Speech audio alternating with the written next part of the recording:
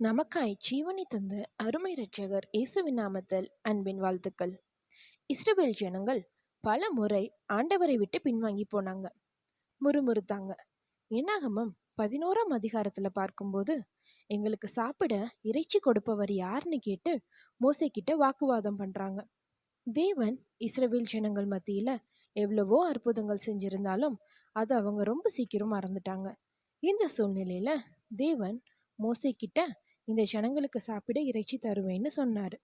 அதற்கு முன்னாடி இஸ்ரவேல் ஜனங்கள் மத்தியில மோசே தெரிந்தெடுத்த 70 மூப்பர்களையும் அழைத்து ஆசரிப்பு கூடாரத்தை சுற்றி நிறுத்தி அவர்களை அந்த இடத்துல தேவனுக்காக காத்திருக்கும்படி சொன்னாரு.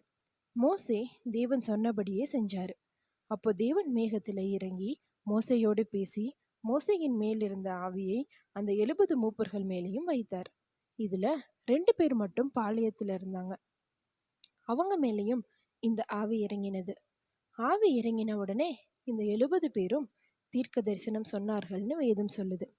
யோவேல் தீர்க்க தரிசன புத்தகம் 2ஆம் அதிகாரம் 28ஆம் வசனத்துல, மாம்சமான யாவர் மேலும் என் ஆவியை ஊற்றுவேன், அப்பொழுது உங்கள் குமாரரும் உங்கள் குமாரத்திகளும் தீர்க்க தரிசனம் சொல்லுவார்கள்னு பார்க்க முடியும்.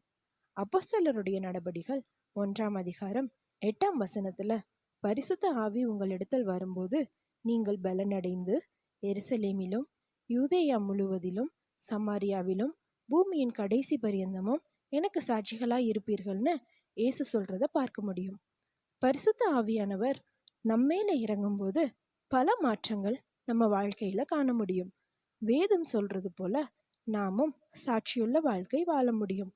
எனவே பரிசுத்த ஆவியானவரின் அபிஷேகத்தை வாஞ்சித்து நாடுங்கள், சாட்சியாய் ஜீவியுங்கள்.